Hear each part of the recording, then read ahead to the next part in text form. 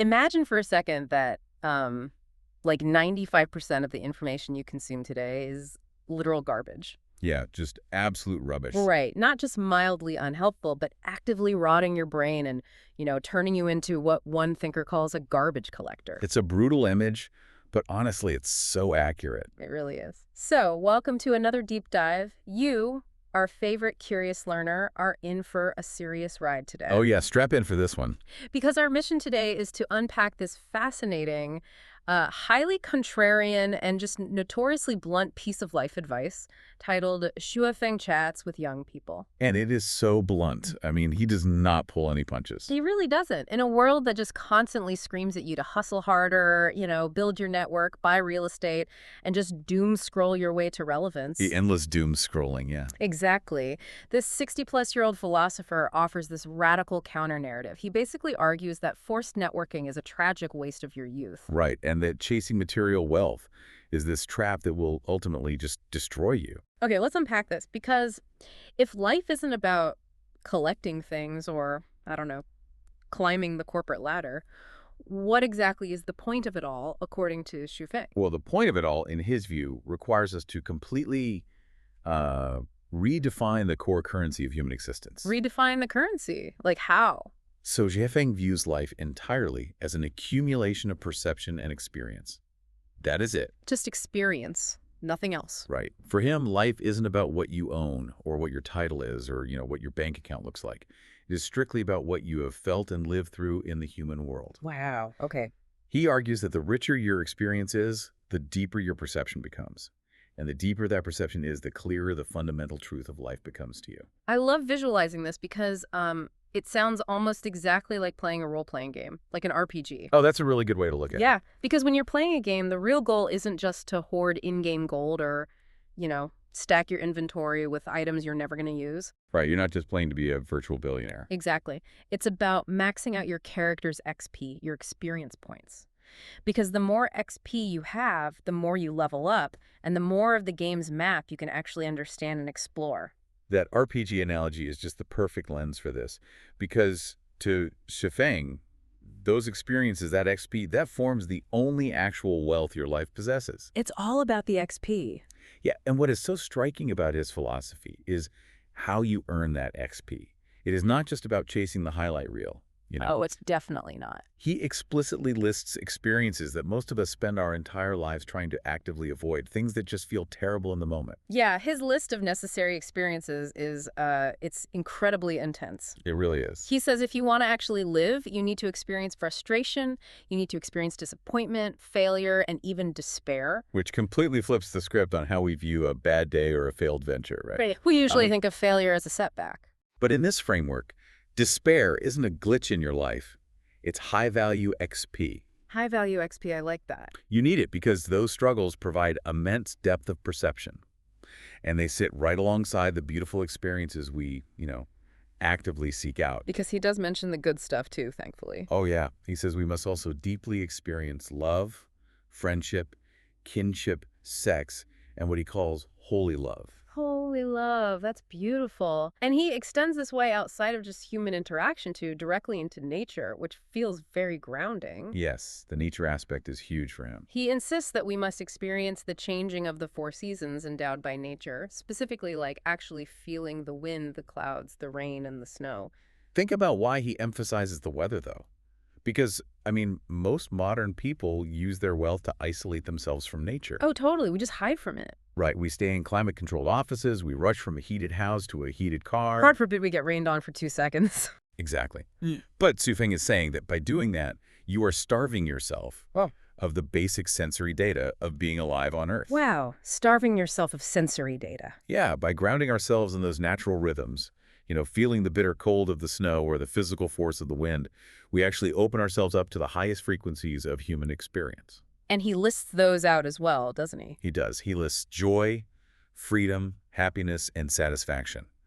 but also these really elevated states like sacredness, solemnity, beauty, and infinity. Infinity. I mean, it's like he wants us to feel the entire unfiltered spectrum of It's the whole existence. thing, yeah, no skipping chapters. And he caps off this massive list by saying, we need to experience the coming and leaving of predestined relationships on the trajectory of life and the cycles of causes and effects. That right there is the complete curriculum of a human being.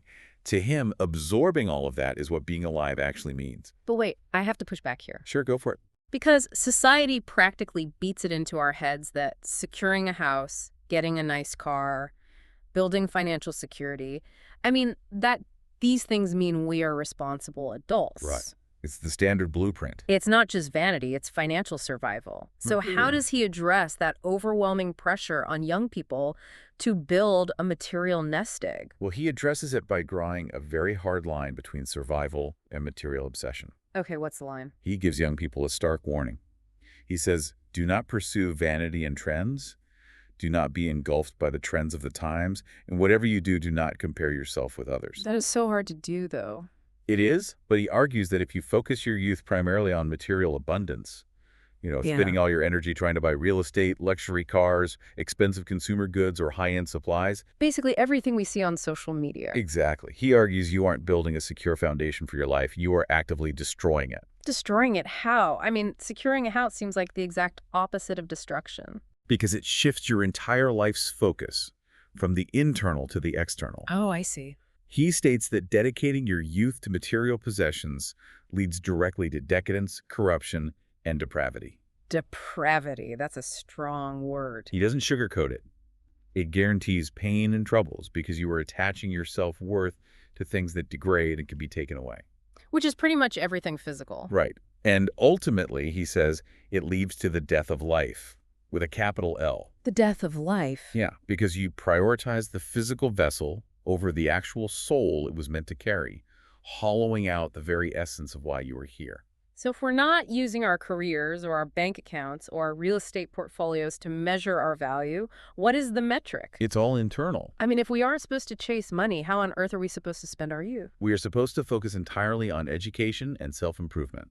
But, and this is key, he recommends a highly curated curriculum. Curated how? He wants young people to spend their time and energy learning scientific knowledge and practical skills. Okay. Pretty standard so far. He also wants them to learn how to behave, just basic human decency and ethics, and to study the teachings of sages, gods, Buddhas, and celestials to elevate their internal state.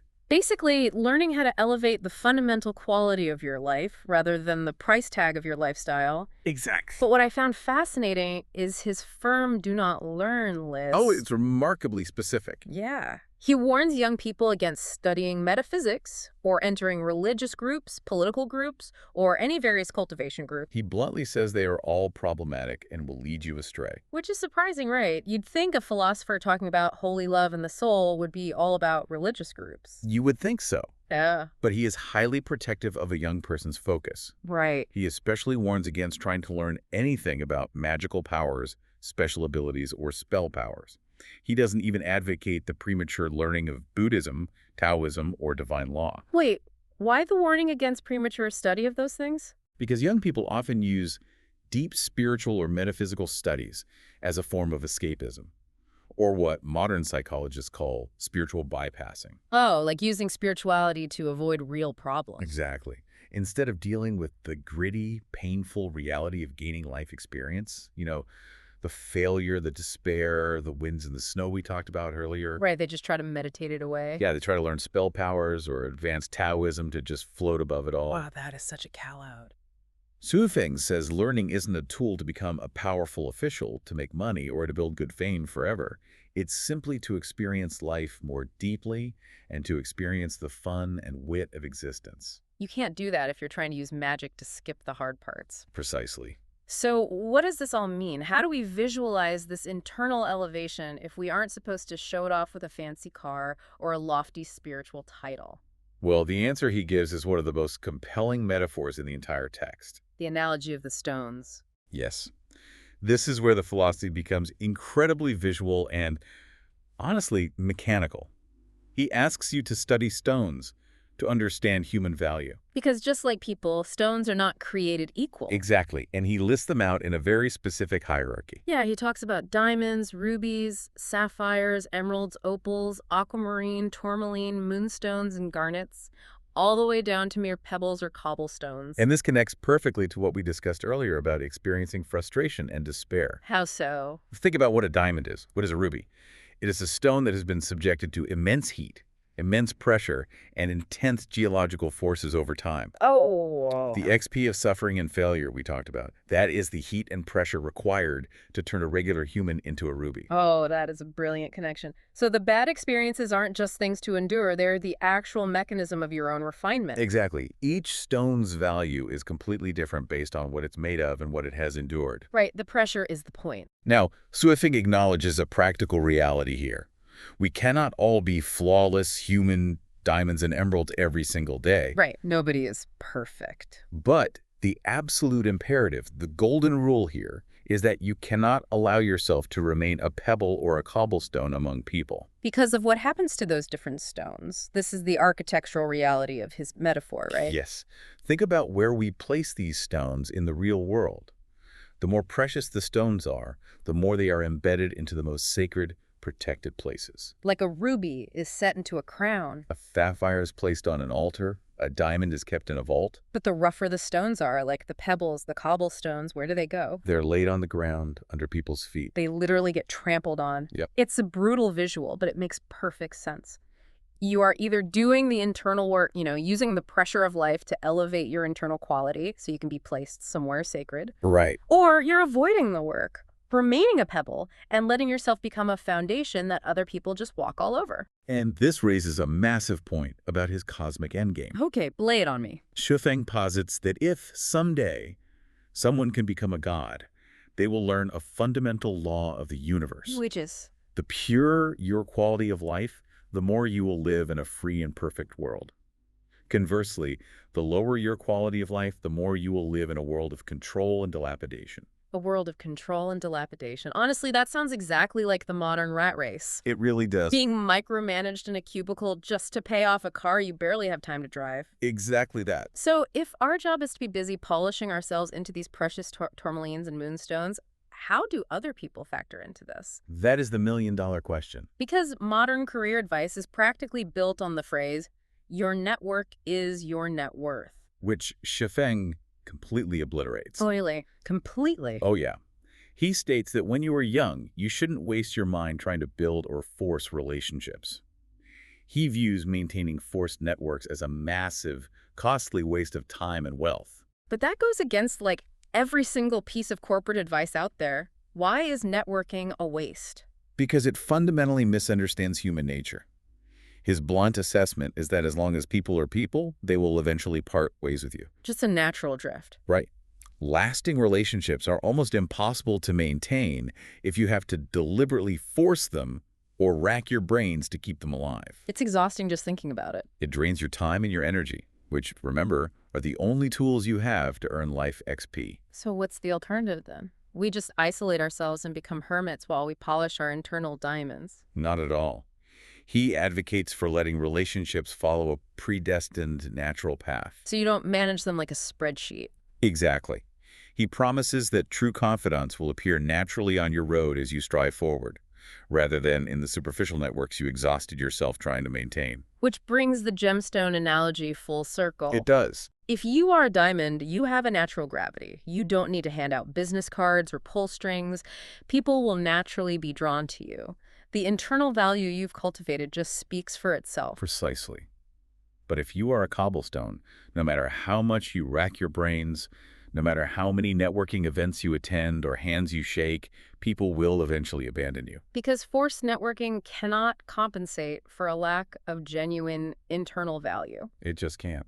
It makes you wonder, if forcing relationships is such a toxic habit, where are we picking it up? Why are we so obsessed with being seen, being connected, and constantly updating everyone on our status? Suifeng points the finger squarely at the broader societal landscape.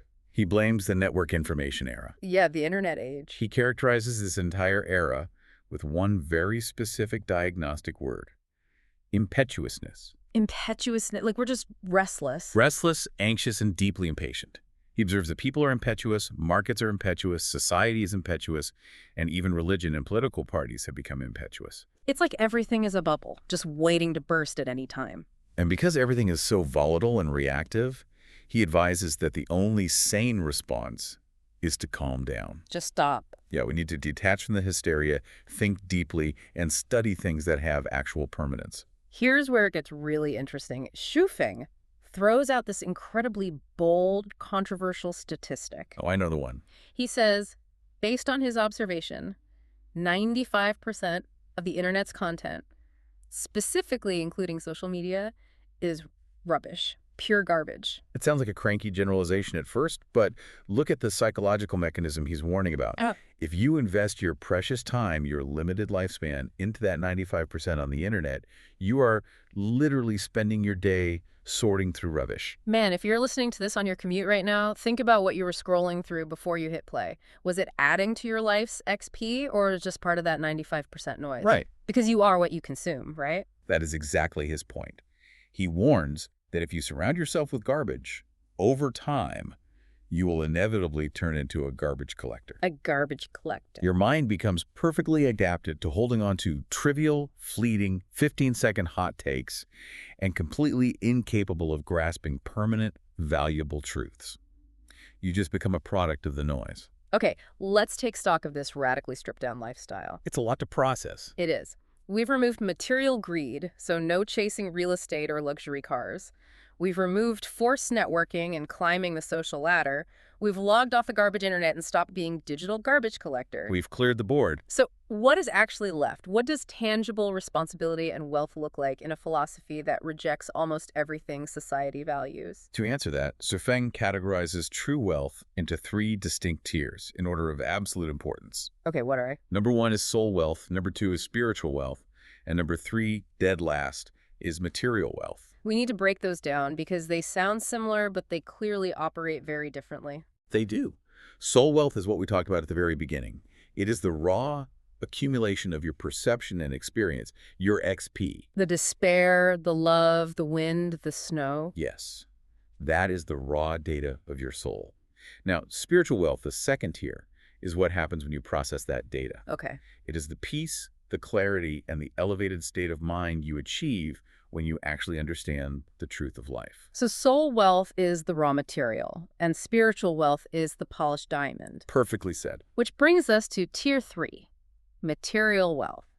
And I love the brilliant loophole he creates here. Oh, it's so clever. Because he just spent the whole text telling us not to chase money or cars. So how do we get material wealth without falling into the trap of decadence? By completely redefining what material means. Yeah. He states beautifully that if you have a healthy body, that is equal to having material wealth. Health is wealth, literally. Health is the absolute first material wealth of life. Your physical vessel is your only real asset. And the rules for maintaining that specific wealth are incredibly pragmatic. Very straightforward. He says take good care of your body, no staying up late, no smoking, avoid drugs and alcohol, and eat in an orderly manner, which he defines as no overeating and no eating indiscriminately just to satisfy a fleeting appetite. It is entirely within your control. Right. But beyond taking care of your own physical vessel, he does outline one ultimate earthly duty. This is his defining rule for interpersonal responsibility. Let's hear it. The first priority in the human world is honoring your parents. But, and this is crucial, honoring them is not about buying them a mansion or funding a luxury retirement cruise, right? Because we already established those material things are spiritual traps. Correct. He makes a fascinating distinction here. He notes that how your parents treat you is their business. That is on their karmic ledger, not yours. Okay. But you must do what a child should do. And the most vital way to honor them is simply not being a burden. Which leads to my absolute favorite quote from this entire text. It is brutally blunt. This is the best line. He says, you might not be able to provide superior material wealth for your parents, but at least don't make them work hard to provide superior material conditions for you because, and I quote, you are a human, not a pig. It's a hilarious, striking wake-up call. It really is. He's laying down a hard boundary for adulthood. Your parents raised you to 18. After that, the training wheels come off. You have to walk on your own, and you can no longer rely on them for your survival. I do want to look at this through a modern lens, though, Sure. because we live in an era of massive inflation, a housing crisis, and just crippling student debt. Moving out at 18 isn't just hard. For many, the math literally doesn't work. Is he just out of touch with modern economics? It's a fair challenge, but I think Schiffing isn't writing a macroeconomic policy. He's outlining a moral baseline. A moral baseline. Okay. The core principle isn't necessarily about which roof you sleep under. It's about the energetic drain. If economic reality forces you to stay home, are you contributing or are you a passive consumer? Are you making your parents rush about and overwork on your behalf? Exactly. His point is that you cannot just feed at the trough forever without taking ownership of your own existence. Don't drag them down. Even if you can't financially support them in their old age or afford a lavish burial, stepping up and being independent means you won't carry guilt in your heart. Right. And in the eyes of heaven, as he puts it, you will be regarded as a reasonable person, someone who can be blessed. It is incredibly relieving, isn't it? It really is. It removes all the artificial society-driven pressure to be a millionaire and replaces it with achievable personal responsibility. Be independent, keep your body healthy, and don't be a burden to the people who gave you life. So, to synthesize this deep dive for you listening today, life is an RPG of rich, varied, and sometimes painful experiences. It's about feeling the heights of holy love and the crushing depths of despair, the warmth of the sun and the bitter cold of the snow. All the XP. All of it. Life is not a bank account waiting to be filled with real estate and luxury cars. Your mission is to spend your youth learning how to use the pressure of those experiences to polish yourself into a gemstone, a ruby, a sapphire, an aquamarine, rather than remaining a cobblestone meant to be walked on in a dilapidated world. Beautifully said. Log off the 95% garbage internet before it turns you into a garbage collector. Hmm. Let natural friendships find you instead of exhausting yourself forcing them. And for heaven's sake, take responsibility for your own survival. You're a human, not a pig. And if you're looking for an alternative to doom scrolling, a way to actually study the lasting wisdom of human sages rather than the fleeting bubbles of the internet, Stu Feng compiled a book called Treasures of Classical Advice. Treasures of Classical Advice. Yeah, he describes it as the absolute essence of wisdom and highly recommends it for anyone looking to truly elevate their internal quality of life. A perfect starting point for building that spiritual wealth. But I want to leave you with a final thought to mull over on your own today. We started by talking about how Shu Feng breaks the conventional checklist of success. He really shatters it. But if he is right that we shouldn't force any relationships, that we shouldn't rely on our parents or anyone else after we reach adulthood, and that we should focus almost entirely on internally polishing our own gemstone, does true spiritual elevation require us to be fundamentally alone? Ooh, that's a tough question. If you think about it, are the most precious, flawless diamonds in the world also the most isolated? Happy reflecting.